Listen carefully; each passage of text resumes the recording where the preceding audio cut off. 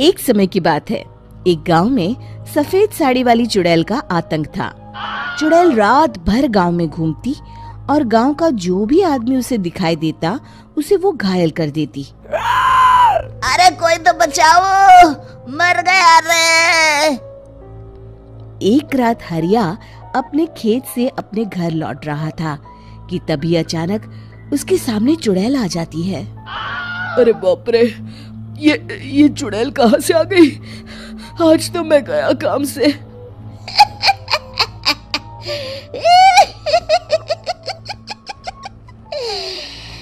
आज मुझे मेरा शिकार मिल गया। अरे चुड़ैल दीदी, मुझे छोड़ दो। जैसे ही चुड़ैल हरिया की तरफ बढ़ती है, हरिया वहां से भाग जाता है और अपने घर के दरवाजे पे पहुंचता है। अरे भगवान, जल्दी से दरवाजा खोलो, मेरे पीछे चुड़ैल पड़ी है। हरिया की पत्नी जल्दी से दरवाजा खोल देती है। अरे आप इतना हाफ क्यों रहे हैं? अरे मेरे पीछे चुड़ैल पड़ी है, आज तो मैं बाल बाल बच गया। जल्दी से सभी दरवाजे और सभी खिड़कियों को बंद करके बत्ती बुझा दो। तभी चुड़ैल हरिया के घर के पास पहुंच जाती है। अरे वो आदमी कहाँ गायब हो गया? मैं भी देखती हूँ आखिर कब तक बचेगा। मैं अपने शिकार को इतनी आसानी से नहीं छोड़ती। इतना कहकर चुड़ैल वहां से चली जाती है। वहीं दूसरी तरफ हरिया और उसकी पत्नी दोनों अपने घर की खिड़की से ये सब देख रहे होते हैं। अरे बाप रे, ये तो बड़ी डरावनी चुड़ैल थी। अगले दिन ये बात आग की तरह पूरे गांव में फैल जाती है और धीरे धीरे लोग चुड़ैल के डर के मारे शाम होते ही अपने घरों से बाहर निकलना बंद कर देते हैं। कुछ दिनों के बाद भाई, मैंने तो इस चुड़ैल के डर के मारे रात को अपने खेतों को पानी देना बंद कर दिया है। कहीं मेरी फसल सूख गई तो मैं तो कहीं का नहीं रहूंगा। साहूकार का कर्जा कैसे चुकाऊंगा? अरे भाई, पूरे गांव वालों का यही हाल है। पता नहीं ये चुड़ैल हमारे गांव में कहां से आ गई। फिर एक दिन गांव के पास वाली नदी के किनारे एक बहुत बड़े तांत्रिक के आने की बात कुछ गांव वालों को पता चलती है। वो लोग जाके ये बात गांव के मुखिया को बताते हैं। मुखिया जी, नदी के किनारे एक बहुत ही पहुंचे हुए तांत्रिक बाबा आए हैं। हमें उनसे मदद मांगनी चाहिए। मैंने सुना है वो बड़े बड़े भूतों और चुड़ैलों को अपने वश में कर लेते हैं। मुखिया जी सभी गांव वालों को लेकर उस तांत्रिक के पास पहुंच जाते हैं। ओम फट स्वाहा, ओम फट स्वाहा। तभी तांत्रिक अपनी बंद आंखों को खोलकर कहता है, क्या बात है? तुम सब लोग यहाँ क्यों आए हो? मुखिया जी उस तांत्रिक को सारी बात बता देते हैं।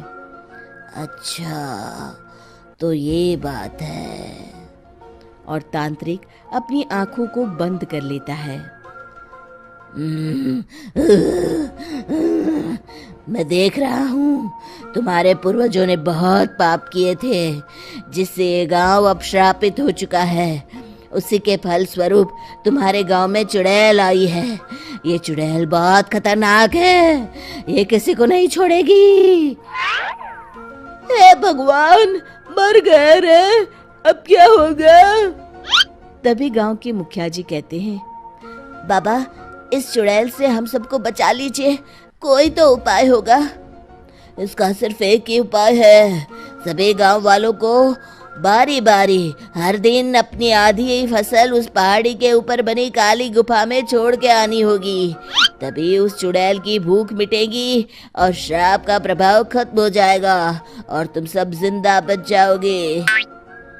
सभी गांव वाले उस तांत्रिक की बात को मान लेते हैं और वहां से चले जाते हैं।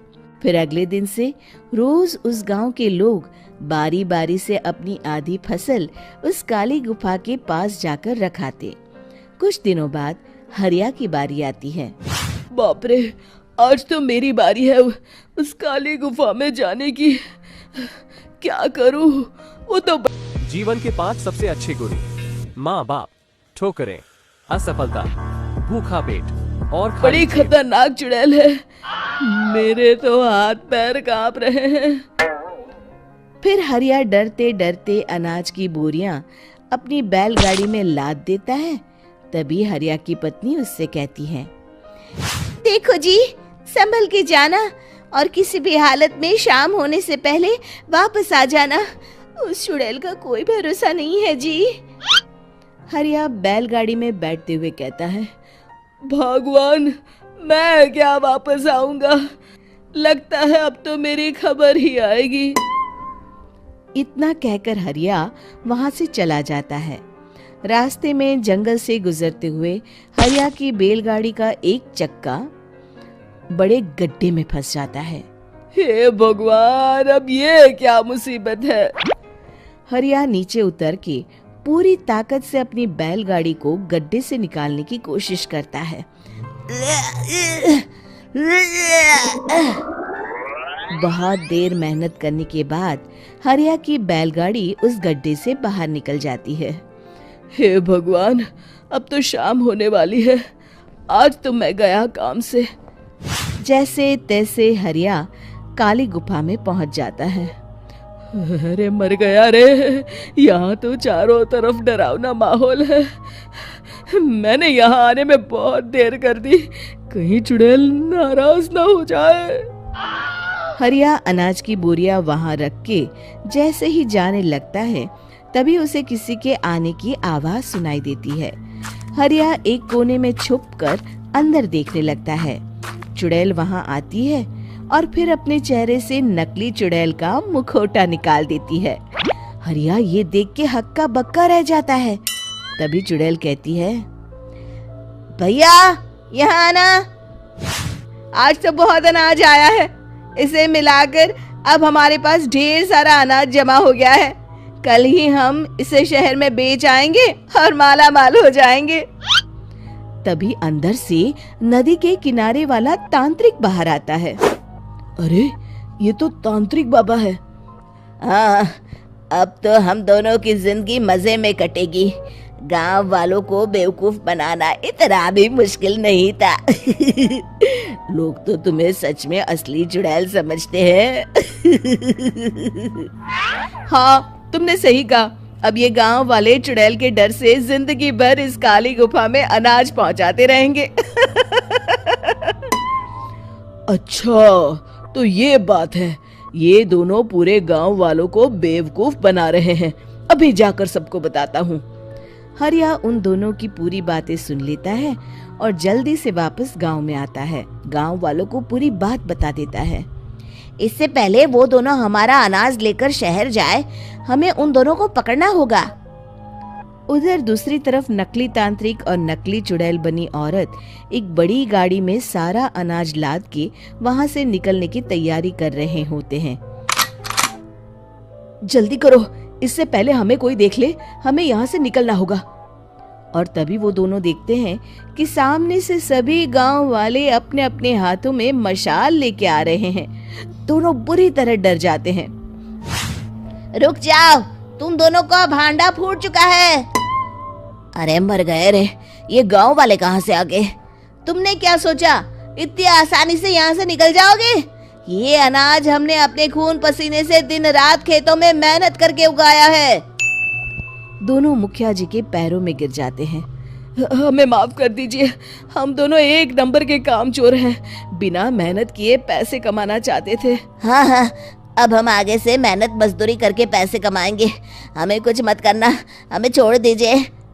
इतना कह के दोनों गांव छोड़ के भाग जाते हैं और सभी गांव वाले फिर से खुशी खुशी रहने लगते हैं। शिक्षा, तभी तो कहते हैं कि किसी भी समस्या का समाधान केवल सूझबूझ से ही करना चाहिए और कभी हिम्मत नहीं हारनी चाहिए। दोस्तों, हमें उम्मीद है कि आपको हमारी ये कहानी पसंद आई होगी। कृपया हमारे चैनल को सब्सक्राइब करें और सभी अपडेट्स के लिए बेल आइकन जरूर दबाएं। और हाँ, वीडियो लाइक और शेयर करना मत भूलिएगा। Bye bye.